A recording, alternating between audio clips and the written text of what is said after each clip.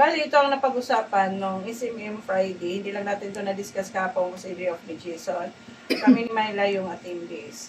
Store delivery schedule every Wednesday via Philippine Rabbit. Pero first week of December, Wednesday, mayroon tayo on-car delivery.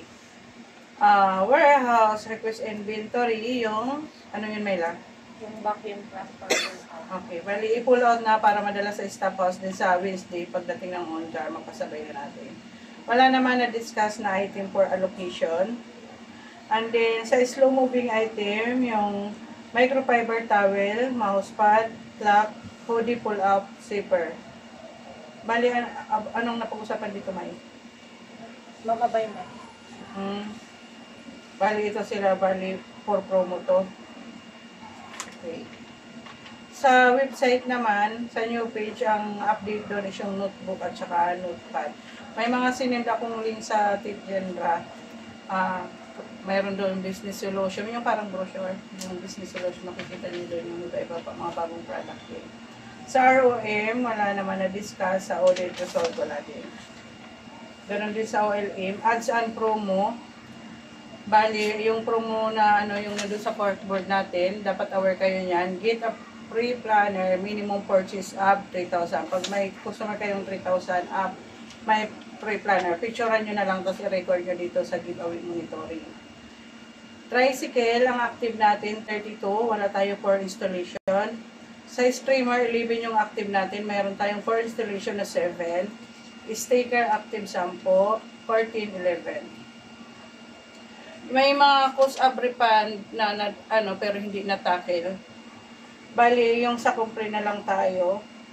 May compre na long sleeve reflectorized locking 250. Bali, ang scenario nito ay tinawag ng store sa warehouse na kung kumpleto-kumpleto naman. Ang nangyari, pagdating doon sa, siyempre kinuha ni store yung order, pagdating doon sa store, kulang ng 250. Para maiwasan ito, ano ang gagawin dapat, Arlene, ng store? Anong kulang nito? 250 peraso, kulang. Pero na available na. Anong gagawin? Kung halimbawa sa atin nangyari yon, para maiwasan to na maglalaking bago dumating. Before, di ba, na naman na kompleto yung stock. Before yung sa schedule ng deliver, yung sinasabi nga nila palagi, follow up natin palagi is yung warehouse kung ano na update nung sa mga order natin para pagdating ng store complete siya. Pero di ba nangyayari ang scenario, hindi nila sinasabi sa store na kulang, basta na lang nila pinapadala. Ang solution dito, before dispatch, halimbawa, Wednesday ang delivery natin, Tuesday pa lang tumawag na, mag-request ng video call na bilangin sa harap mismo natin para sure pagdating sa atin wala ng problema. Kasi minsan, na lang sila doon, hindi ko maintindihan kung nagpipitix na lang. Laging kulang-kulang, hindi pa nag-inform sa store.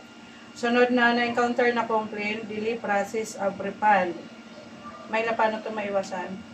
Bali, pag may refund, i-input na lang po agad sa system. Tapos i-send na lang agad sa GC, tapos mag-follow up. Bali, ang proseso, yun sa system, which is ano input? Sa EIR. EIR. Tapos, para maiwasan na umaba yung araw, umaba yung conversation, pagka-input, tawagan na agad yung accounting para ma-process. Pag hindi sumagot ang accounting, hindi kayo sure yung call mag-market. Yung naman, isa pang complaint doon, lacking notebook din, 85 peraso, ilang araw na tumay? Basta kailangan na ni customer pero hindi pa rin napapadalahin. Kumbaga hindi pa rin natatapos yung building. November 3. Oo, kailangan na yung... Para may iwasan ang dapat gawin Quezon. Ganito katagal. Ganong katagal na may pending yung halimbawa, may pending tayo. Tapos ngayon hindi dumadating yung 85 peraso. Anong dapat mong gawin? At bago mo ibigay kay customer, anong dapat gawin? Hindi, follow up sa GC. Kung ayaw nila mag-respond, ano ang pinakamabilis na process para makakuha mong sagot? I-add si boss sa GC. Magandang sagot. Tawagan agad yung mga concerned staff doon, yung sa production. Then, double check, parehas yung kanina, request kayo ng video call bago ipadala. Tapos, kung kinakailangan mangulit kayo ng mangulit, ulitin nyo. Kasi, yun nga, minsan natatambakan din sila ng gawa. Minsan, ini-ignore nila kasi yung sa GC. So, tawag ang maganda doon. MIS, walang na-discuss. Visual categorization, walang na-discuss. HR, yung sa HR, yung na-discuss dito is yung in-announce lang sa GC, di ba? Yung about doon sa SI at saka service invoice. Once a month na siya. Yan ang ano doon. Audit, active as part, tatlo. Yung kanina to. Yung sa'yo, yung sa gitawin monitoring. Remaining this remaining 13? Save reply 14 days. Pero yung napag-usapan lang kasi ng ni Cherry is yung sana, di ba? Giveaway. Yun lang. Assign person, Mayla. Garments ang consumable posting every Thursday, which is nagawa naman care of kay Mayla and Jason. Dagdag Jason, ano ang masasabi mo? Ano? Mayroon kang concern, may additional ano ha? Yung sa card, ito ano pa rin yan? Yung sa value care natin. Yung dating card. Pwede pa rin. Oo naman. Updated pa rin yun ang Kasi concern. dalawa na lang. Ikaw dyan, may concern. Sabi nila naman. Arlene. Mayla. Diba may sinasabi ko sa value? Darwin. Tala rin, Chris. Yung Teresa. Parang yun ang isa. Thank you, that's all.